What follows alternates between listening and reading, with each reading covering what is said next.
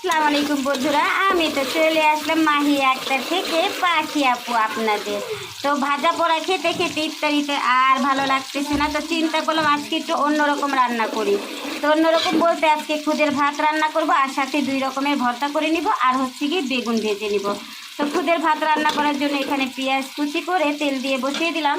আর এই চুলাতে আমি এখানে মটর সিম ভেজে নিচ্ছি, সাথে কাঁচামরিচ দিয়ে দিয়েছি। তো একটু মটর সিমের ভর্তা করব, সাথে একটু ধনিয়া পাতা দিয়ে দিব। তো এটা জালটা কমিয়ে আমি একটু ভেজে নিচ্ছি। তো এটা ভাজা হোক, একটু তেল দিয়ে ভেজে নিচ্ছি। আর এখানে হচ্ছে গিয়ে খুদের ভাতটা রান্না করার জন্য পেঁয়াজ ভাজা হতে দিয়ে দিয়েছি। পেঁয়াজ ভাজা হতে হতে আমি খুদের চালটা একটু ধুয়ে নিই। এই তো এখানে আমি খুদের চালটা ধুয়ে নিয়েছি, সাথে দিয়ে দিয়েছিলাম মুগ ডাল আর মসুরির ডাল। তো এটাকে ভালো করে ধুয়ে পরিষ্কার করে নিয়ে, আর সাথে দিব একটা আলু। তো আলুটাকে একটু বেশি চিকন না আর কি, একটু ভারী ভারী করে কেটে নিয়েছি। তো এই আলুটাও আমি খুদের ভাতের মধ্যে দিয়ে দিব। আর ওই তো বললাম না, মটর সিমের ভর্তা করব, আর এটাকে আমরা ফেউয়া চাপা বলি, জানি না কে কি বলে। তো ফেউয়া চাপাটাকে এনে আমি ভিজিয়ে রেখেছি। তো ভিজিয়ে রাখলে আঁশগুলো আলাদা হয়ে যায়। তো এর জন্য আমি ভিজিয়ে রাখলাম যে এই মাছের আঁশটা, শুটকির আঁশটা আর কি আলাদা হোক। শুটকিটাকে এখনও ধুইনি, ধুবো, ভিজিয়ে রেখেছি। তো চলেন এখন খুদের ভাতটা একটু রান্না করে নিই। এখানে তো মশলাটা কষিয়ে তারপর হচ্ছে গিয়ে আমি ডাল চাল, ওই যে খুদের চালটা একসাথে ধুয়ে রেখেছিলাম, আর একটা আলু, তো এটা দিয়ে একটু কষিয়ে নিচ্ছি। আর এখানে হচ্ছে গিয়ে আমার মটর সিমটা ভাজা শেষ, আমি একটু পেঁয়াজটা দিয়ে একটু নাড়াচাড়া দিয়ে আর কি নামিয়ে নিচ্ছি। এখন এটাতেই আমি শুটকিগুলো ভেজে নিব। তো এখানে খুদের ভাতটাকে আমি ভালো করে কষিয়ে তারপর হচ্ছে গিয়ে পানি দিয়ে দিয়েছি। আর এখানে ছিল কালকের মুরগি, কয়েক টুকরা মুরগির মাংস রয়ে গেছে। তো এই মুরগির মাংসগুলো কী করবো, আর চিন্তা করলাম বউয়ার মধ্যে দিয়ে দিই, তাহলে আরেকটু মজা বাড়বে।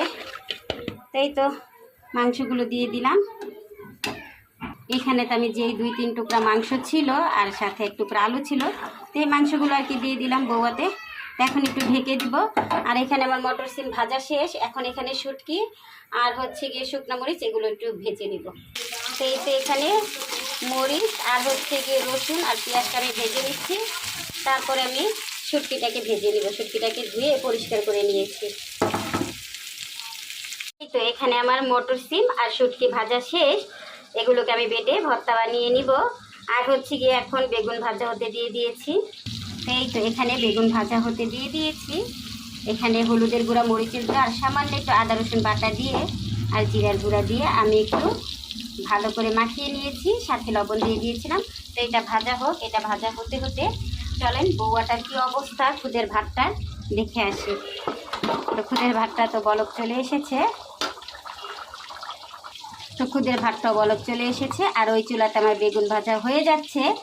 আর হচ্ছে গিয়ে এখন আমি 2 রকমের ভর্তা একটু বেটে নিব, তাহলে আমার ইফতারির আয়োজন শেষ।